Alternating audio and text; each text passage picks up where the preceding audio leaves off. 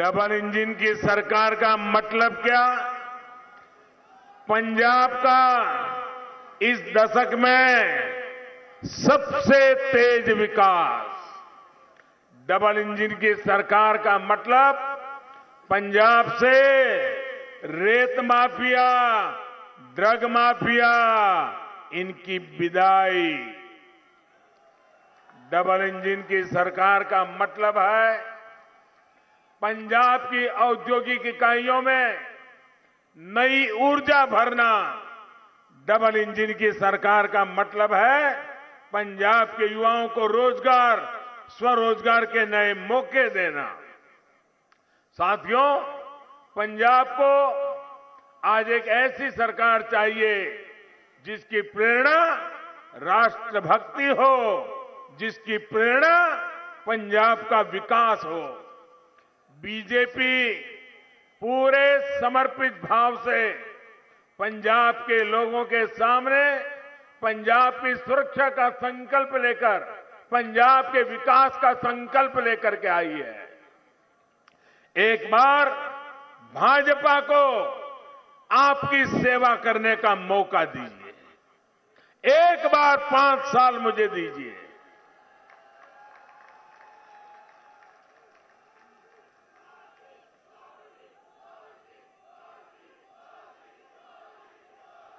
और फिर देखिएगा डबल इंजन की सरकार कैसे पंजाब को तेज गति से आगे बढ़ाती है। आप देखिए, देश के इतने सारे राज्य हैं, जब कांग्रेस एक बार गई तो फिर कभी लौटकर आई ही नहीं। और जहां भाजपा को आशीर्वाद मिल गया, वहां तो कांग्रेस जड़ मूल से साफ हो गई। साथियों, पंजाब के एक क्षेत्र ने देश को ये दिखाया था कि खेती भी खुशहाली का जरिया बन सकती है। लेकिन आज स्थितियां बदल रही है। यहां की मिट्टी की उपजाऊ क्षमता घट रही है। मिट्टी में केमिकल्स बढ़ गए हैं। भाइयों और बहनों, इतिहास गवाह है, कांग्रेस ने किसानों को हमेशा धोखा दिया है। स्वामीनाथन कमीशन की सिफारिशों को लागू करने की मांग सालों से देश में थी। ये फाइल पर बैठ गए थे, लेकिन कांग्रेस सरकारें झूठ पर झूठी बोलती रही। केंद्र में हमारी सरकार बनी तो हमने उन सिफारिशों को लागू करने का काम करके दिखाया। भाइयों बहनों, ये हमारा किसानों के प्रति हमारी भारतीय जनता पार्टी का लगाव है। हमने, आप देखिए पुराने रिकॉर्ड, और मैं चुनौती देता हूं किसी भी दल को, हमारे समय में अनाज की रिकॉर्ड खरीदी की और किसानों के बैंक खातों में सीधे पैसा भेजा है हमने, उसके खाते में सीधा पैसा आता है। भाई और बहनों, पंजाब के किसानों को आज नई सोच और नए विजन वाली सरकार चाहिए। आज किसान को बेहतर फसल, कम लागत और बेहतर कीमत की जरूरत है। इसके लिए हमारी सरकार बीज से बाजार तक नई व्यवस्था बना रही है। ये भाजपा की सरकार है जिसने जल जीवन मिशन शुरू किया है।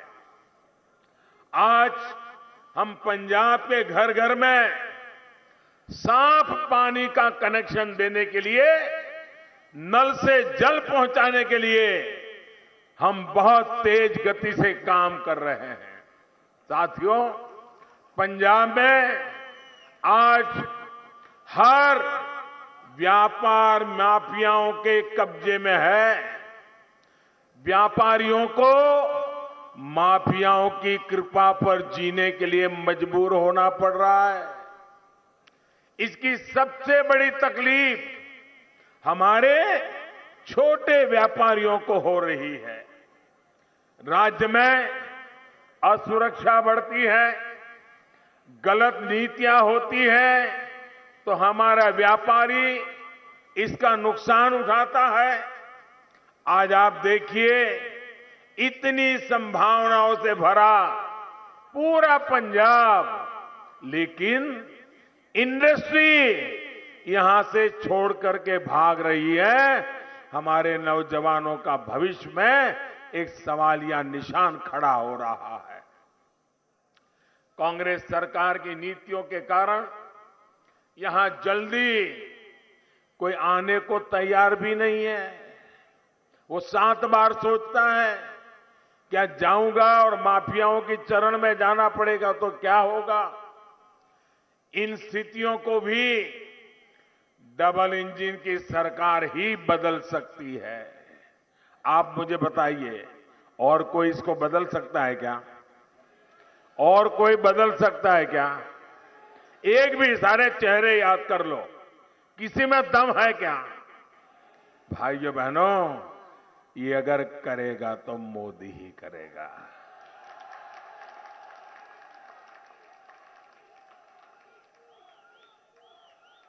हमने अपने घोषणा पत्र में अनेक संकल्प लिए हैं। पंजाब में बेहतर इंफ्रास्ट्रक्चर होगा, पारदर्शी सरकार होगी, तो न उद्योगों को पलायन करना पड़ेगा, न नौजवानों को अपना गांव, अपने दोस्त, अपने बूढ़े माँ बाप, अपने खेत खलिहान, ये सब छोड़ करके मेरे नौजवानों को पंजाब से बाहर नहीं जाना पड़ेगा। साथियों, गरीब की तकलीफ दूर हो, उसका जीवन आसान बने, ये हमारे लिए सर्वोच्च प्राथमिकता का काम है। कोरोना काल में भाजपा सरकार गरीबों को मुफ्त राशन दे रही है और मुफ्त वैक्सीन भी दे रही है। आपको सबको वैक्सीन लगी है? सबको वैक्सीन लगी है? आपको कोई पैसा देना पड़ा क्या? भाइयों बहनों, ये आपकी जिंदगी को बचाने में एक रक्षा कवच के रूप में काम आ रहा है कि नहीं आ रहा है? आपके जीवन को बचाने के लिए भारत सरकार पूरी रात दिन काम कर रही है कि नहीं कर रही है? भाइयों बहनों, आयुष्मान भारत की वजह से, इस योजना की वजह से पंजाब के 11 लाख गरीबों ने अच्छे अस्पतालों में अपना मुफ्त इलाज कराया है। ये हमारी योजना ऐसी है कि अगर आयुष्मान भारत का आपके पास कार्ड है, इस देश के 50 करोड़ लोगों को इसका लाभ मिल रहा है। 50 करोड़, दुनिया के देशों की आबादी से भी ज्यादा लोगों को। और इसकी विशेषता ये है कि आप अगर मुंबई गए हैं, बीमार हो गए, अहमदाबाद गए हैं, बीमार हो गए, लखनऊ गए, बीमार हो गए, तो वहां की अस्पताल में इसी कार्ड से मुफ्त में तत्काल आपको डॉक्टरों से सेवा मिलेगी। आपकी ऑपरेशन की जरूरत पड़ गई तो वो भी कर दिया जाएगा। यानी पंजाब का नागरिक हिंदुस्तान में कहीं पर भी जाएगा, तो उसको ये सुविधा है। लेकिन मैं एक और दुख की बात बताता हूं। आपके पास कार्ड है, आप अहमदाबाद जाएंगे तो ऑपरेशन हो जाएगा, भोपाल जाएंगे तो ऑपरेशन हो जाएगा, लखनऊ जाएंगे तो हो जाएगा, लेकिन दिल्ली जाएंगे जहां मुख्यमंत्री जो बैठे हैं,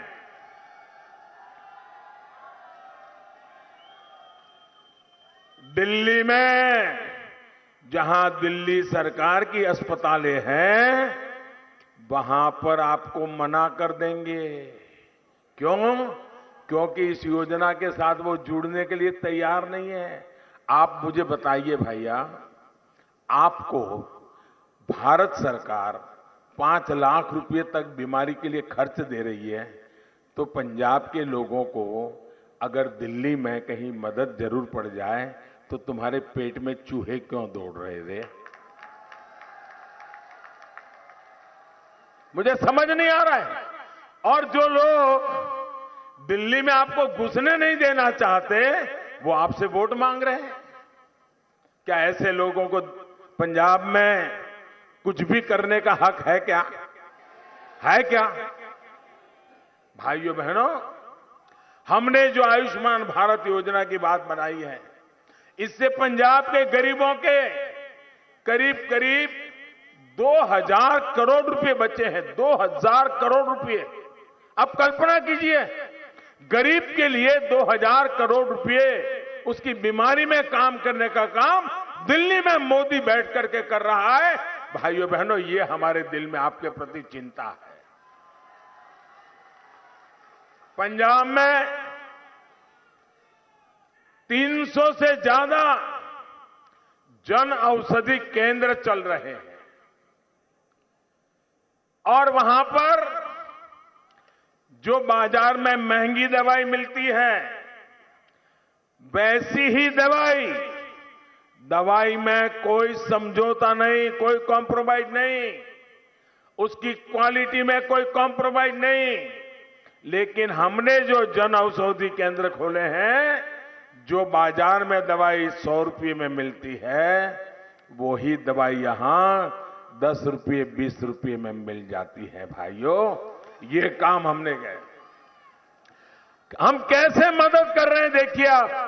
अगर किसी के परिवार में बुजुर्ग मां बाप है, डायबिटीज हो गया, रोज उनको गोलियां लेनी पड़ रही है, इंजेक्शन लेना पड़ रहा है, अगर ये दवाइयां घर में ला दे, महीने का 2-2.5 हजार का खर्चा तो होता ही होता है।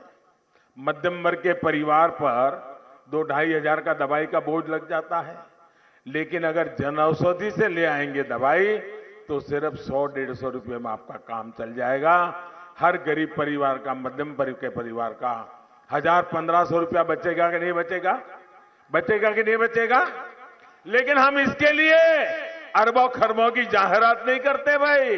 हम तो गरीब के लिए जीते हैं, गरीब के लिए काम करते हैं, मध्यम वर्ग के लिए जीते हैं, मध्यम वर्ग के लिए काम करते हैं। अगर हाई ब्लड प्रेशर है, अगर उन्हें ऐसे स्टोर में गए, बहुत सस्ते में दवाई मिल जाएगी। इन केंद्रों से भी हर साल पंजाब के लोगों को करीब करीब 300 करोड़ रुपयों का फायदा हो रहा है। यहां के नागरिकों को दवाई के खर्चे में 300 करोड़ की बचत। भाइयों बहनों, ये मदद है कि नहीं है? ये मदद है कि नहीं है? ये आपका भला करने के लिए है कि नहीं है? क्या कभी हमने किसी अखबार में इश्तिहार दिया है क्या? एडवर्टाइजमेंट दिया है क्या? इसी तरह हमारी सरकार ने जो स्टेंट के पैसे कम कराए हैं, हृदय की बीमारी हो, हार्ट का स्टेंट लगाना है, आजकल नी की बीमारी हो जाती है, 50-60 साल की उम्र के बाद शुरू हो जाता है, नी ट्रांसप्लांट करवाते हैं, इसमें भी हमने उसके दाम बहुत कम करवा दिए, कानून का उपयोग किया। और इसके कारण जिन जिन लोगों ने हृदय में अगर स्टेंट लगवाया है, हार्ट में ऑपरेशन करवाया है या नी ऑपरेशन करवाया है, उसके भी करोड़ों रुपयों की बचत हुई है। भाइयों बहनों, हेल्थ सेक्टर में काम कैसे होता है, इसके ये उदाहरण मैं बताता हूं। पीएम किसान सम्मान निधि के तहत केंद्र सरकार ने पंजाब के किसानों के बैंक खातों में 3,700 करोड़ रुपया 3,700 करोड़ रुपया सीधा सीधा किसान के बैंक के खातों में जमा हुआ है, अकेले पंजाब में। बीच में कोई कंपनी, कट की कंपनी नहीं, कोई बिचौलिया नहीं, कोई माफिया नहीं, सीधा। भाइयों बहनों, मुझे बताइए, किसान मुझे आशीर्वाद देगा कि नहीं देगा? देगा कि नहीं देगा? इसका लाभ पंजाब में करीब 23 लाख किसानों को मिला है। 23 लाख किसानों को केंद्र सरकार की प्रधानमंत्री आवास योजनाओं के तहत पंजाब में 75,000 से अधिक घर बनाए जा रहे हैं और एक एक घर बनाने के लिए लाख सवा लाख रुपया उनके खाते में भारत सरकार जमा करवाती है, ताकि वो पक्के घर में जिंदगी गुजारना शुरू करे। भाई, गरीबों को पक्के घर के लिए अकेले पंजाब को 2,000 करोड़ रुपए से के भी अधिक की राशि दी गई है। इधर आंकड़े जोड़ दीजिए, मैं तो कुछ ही बता रहा हूं, ये सारा दिल्ली से पैसा पंजाब की धरती पर उतारने का हमने काम किया है। साथियों, उजाला स्कीम के तहत हमने बिजली बिल कम हो, हमेशा हमेशा के लिए बिजली का खर्चा कम हो, आपकी जेब से ज्यादा पैसे न जाएं, एक स्थायी व्यवस्था बनाई और टेक्नोलॉजिकल सॉल्यूशन निकाला। इसके तहत एलईडी बल्ब हमने पंजाब में वितरित किए। इस वजह से गरीबों के बिजली के बिल में 900 करोड़ रुपए से भी अधिक बिजली का बिल बचा है। अगर मध्यम वर्ग के घर में 4 लट्टू वाले हैं तो उसका 1,500 2,000 रुपया बच जाता है बिजली का। भाइयों, ये लोग आज जो वादे कर रहे हैं वो एक प्रकार से आपके घर में रोशनी लाने का वादा नहीं है, आपके जेब के पैसे बचाने का वादा नहीं है। ये ऐसा रास्ता है जो पूरे पंजाब को कुछ ही वर्षों में अंधकार में डुबो देगा। बिजली के कारखाने चलाने की ताकत नहीं होगी, पूरा पंजाब अंधेरे में फंस जाएगा। ये रास्ता इन्होंने चुना है। आप मुझे बताइए, क्या पंजाब में अंधेरा आने देना है? अंधेरा आने देना है? अंधेरा आने देना है तो इन लोगों को दिल्ली में ही रोक लो भैया, आने मत दो यहां।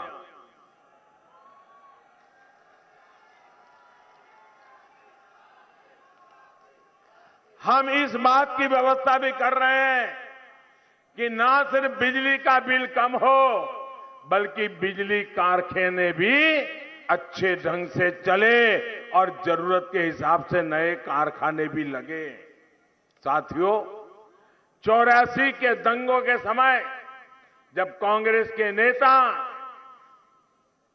नौसंवार चल रहा था और कांग्रेस के नेता क्या कर रहे थे, हुक्म कहां से आ रहे थे, ये आपसे ज्यादा और कौन जानता है भाइयों। तो ये बीजेपी के नेता, हमारे कार्यकर्ता, हमारे सिख भाई परिवारों को बचाने के लिए, मैं उस समय गुजरात में था, एक भी परिवार को तकलीफ नहीं होने दी, एक भी परिवार को शान से जीते हैं भाइयों। हर सुख दुख में हम पंजाब के लोगों के साथ डटकर खड़े रहे हैं। साथियों, कांग्रेस हमेशा से एक क्षेत्र के लोगों को दूसरे से लड़ाती रहती है ताकि उनकी गाड़ी चल जाए। ये कांग्रेस के जो मुख्यमंत्री ने जो कल बयान दिया है और जिस पर ये दिल्ली का परिवार है, उनका मालिक वो बगल में खड़े रह करके तालियां बजा रहा था। बताइए। और ये पूरे देश ने देखा है। अपने इन बयानों से ये लोग किसका अपमान कर रहे हैं। यहां का कोई ऐसा गांव नहीं होगा, कोई ऐसा गांव नहीं होगा जहां हमारे उत्तर प्रदेश के भाई बहन या हमारे के बिहार के भाई बहन यहां पर मेहनत न करते हो। ऐसा कोई गांव नहीं होगा भाइयों।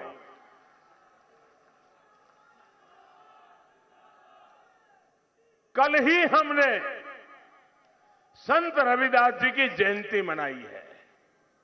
संत रविदास जी की जयंती मनाई है। मैं जरा इन नेताओं से पूछना चाहता हूं, आप मुझे बताइए, संत रविदास जी कहां पैदा हुए थे? क्या पंजाब में पैदा हुए थे क्या? संत रविदास जी उत्तर प्रदेश के बनारस में पैदा हुए थे,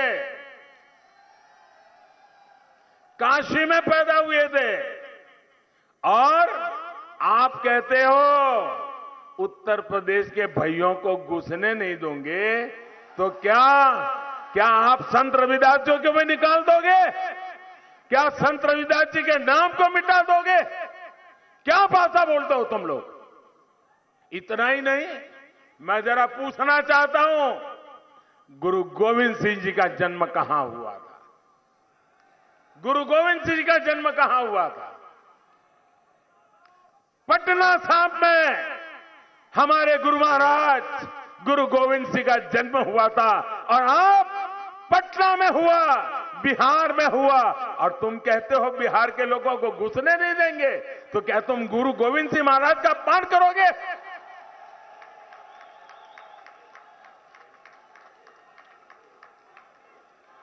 आप गुरु गोविंद सिंह जी का अपमान सहन करोगे क्या? जिस मिट्टी में गुरु गोविंद सिंह जी ने जन्म लिया, उस मिट्टी का अपमान करोगे क्या? जिस मिट्टी में गुरु गोविंद सिंह जी ने जन्म लेकर के हमारी रक्षा की, उस मिट्टी के संतानों को उत्तर पंजाब में घुसने नहीं देंगे, ये भाषा का प्रयोग करोगे क्या? संत रविदास जी, जिन्होंने समाज का इतना बड़ा कल्याण किया, काशी में पैदा हुए, आज पंजाब के हर घर में संत रविदास जी के प्रति श्रद्धा है। क्या आप उनको भी निकाल दोगे? हम यूपी बिहार के लोगों को घुसने नहीं देंगे। भाइयों बहनों, इस तरह की विभाजनकारी सोच को एक पल के लिए पंजाब में राज करने का अधिकार नहीं है। भाइयों बहनों, हमारा पंजाब सीमावर्ती राज्य है। इस पर सीमा पार से हमेशा नापाक नजरें बनी रहती है, गड़ी रहती हैं। इसलिए यहां जो सरकार बनेगी वो राष्ट्र प्रथम, नेशन फर्स्ट, इसके लिए प्रतिबद्ध सरकार होनी चाहिए। ढुलमुल रवैये वाले लोग नहीं होने चाहिए। जो लोग भारत को एक राष्ट्र ही नहीं मानते, देश की अखंडता, पंजाब की सुरक्षा, ऐसे लोगों के हाथ में हम सुपुर्द नहीं कर सकते हैं। पंजाब वैसे भी आज अनेक चुनौतियों का मुकाबला कर रहा है। इन चुनौतियों में अब एक समस्या अस्थिरता वाली हमने किसी भी हालत में जोड़नी नहीं है। लेकिन आज कांग्रेस पंजाब को फिर से अस्थिरता की तरफ ले जाने का प्रयास कर रही है। साथियों, कांग्रेस की जो पार्टनर इन क्राइम एक नई पार्टियां आई हैं,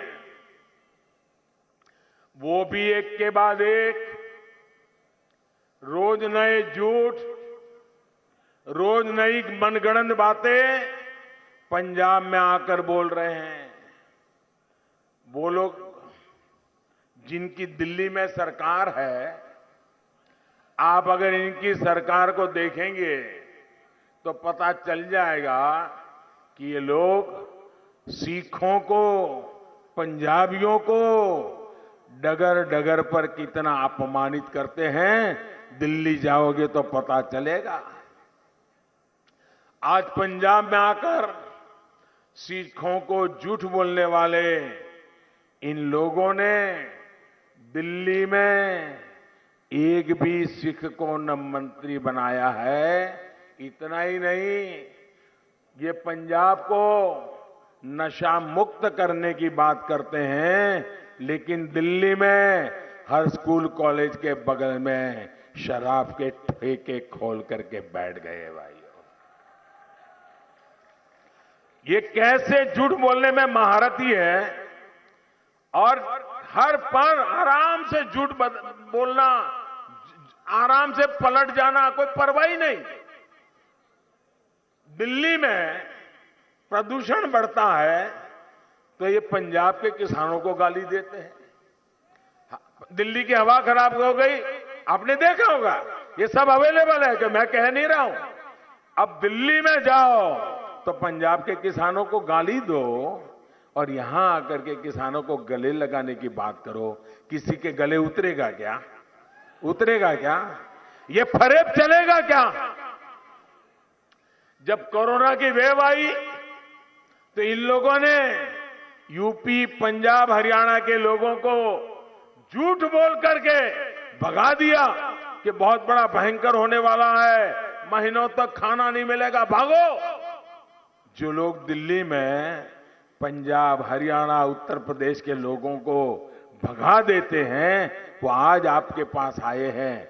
आप क्या करोगे? इनको मेहमान गति स्वीकार करोगे क्या? भाइयों बहनों,